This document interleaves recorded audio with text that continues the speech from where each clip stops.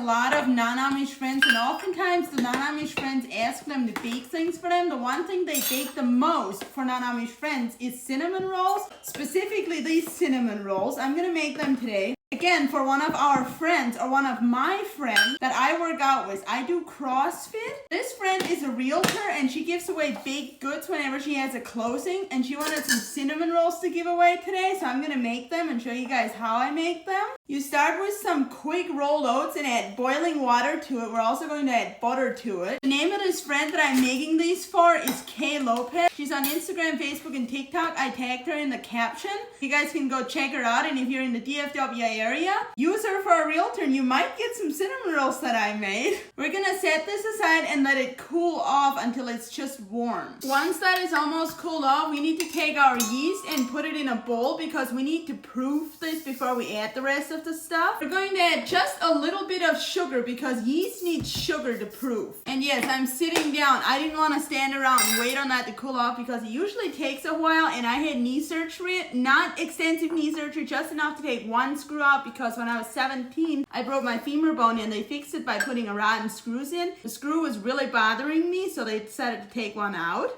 And now it feels better to sit around than stand around. I can still stand, but it feels better to sit. Just mix that up a little bit, and then we're gonna let it sit until it starts foaming, and by then your oats mixture should be cooled off enough. This stuff has started foaming a little bit. Now we're going to add our mostly cooled off oat and butter mixture. It's still a little bit warm, which is perfect. Then we're going to add salt in here. Just a little fun fact, if you make a yeast dough and don't add salt, the yeast dough isn't gonna be the best. And we're going to add brown sugar for sweetener. Now just mix that stuff together really well. I think the first time I made these, I was like 5 years old. I made them so often after I learned to make them because my whole family will gobble these things down. We would usually make one batch and just eat them all in one meal, which isn't a big feat if you have a dozen kids. Now we're going to start adding our flour. I'm just going to add about half at first and start stirring that in. The reason I'm not measuring my flour all fancy is because it isn't that fancy. It's 5 cups scant flour per batch. So scant means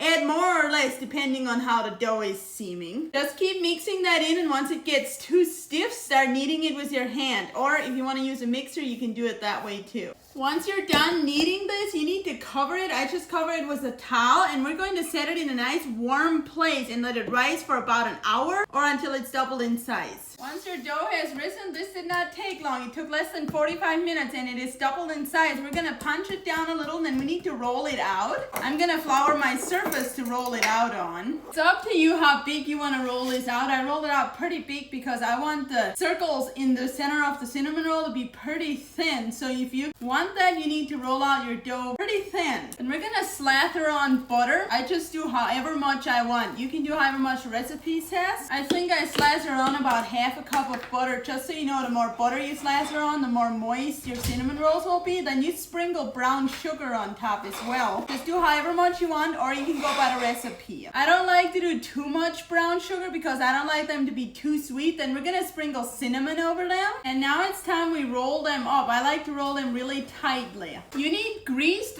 pans to put them in, and because she wants 2 pans of these, I'm using disposable so she doesn't have to give them back. And just cut these into 1 or 2 inch strips or 1.5 inch strips to make your rolls, however thick you want your roll. My mom taught me instead of using a knife, just use a piece of thread and slide it under there. Go however thick you want, then just cross it over like this, and you have a cinnamon roll. This is what it looks like. Now I'm gonna keep the ends and put them in a pan for myself so she doesn't have to feed ends to her customers. I have my rolls all rolled out, so I'm gonna cover them with a towel and let them rise for about 15 minutes before we bake them. Once these are done rising, we're going to uncover them, and then to make them extra soft, we're gonna take some whipping cream and put about a tablespoon of whipping cream on top of each roll. I know a lot of people just dump it in the bottom of the pan, but that is not as effective. Now these go into the oven to bake. It doesn't take long to bake them either. We also never use traditional white cinnamon roll frosting. When we made our cinnamon rolls, we always use this frosting. It's a caramel frosting. You start with some brown sugar. We're going to add heavy whipping cream. When I was around the ages of 11 and 12 years old, my favorite thing to do was to take heavy whipping cream and brown sugar and mix it together and just eat it like that. I do not know what was wrong with me, but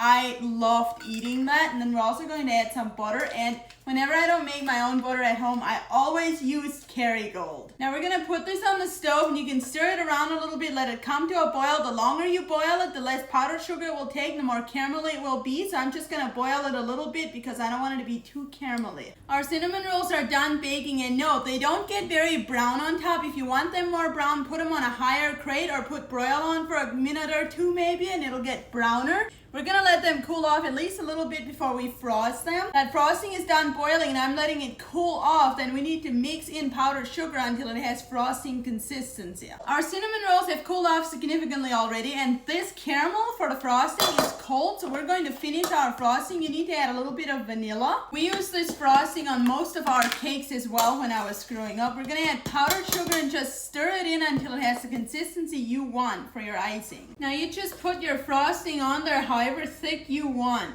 And the reason we put it on while they're still slightly warm is so the frosting melts down in between the cinnamon rolls a little bit, makes it really good. This is what they look like. So if you're a Kay's customer, I hope you like these. I think they turned out pretty good, but we're gonna taste one out of this pan and see. I always like the center best, so because I have this whole pan to myself, I'm gonna take a bite out of the center.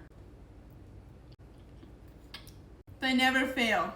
Of course they're delicious. I have to watch myself because I'm trying not to eat as many sweets, and dang, these things are tempting right now. If you guys want to try making them yourself, the recipe is in my cookbook under old-fashioned cinnamon rolls. The cookbook is available on my website socialsbylavina.com, which I have linked over here on my profile. Depending what platform you're on, it might be in the caption of this video, or you can just go to your browser app and open a new tab and type in socialsbylavina.com and my website will pop up. If you guys need a realtor in this North Texas area, go to Kay. I love her. Enjoy.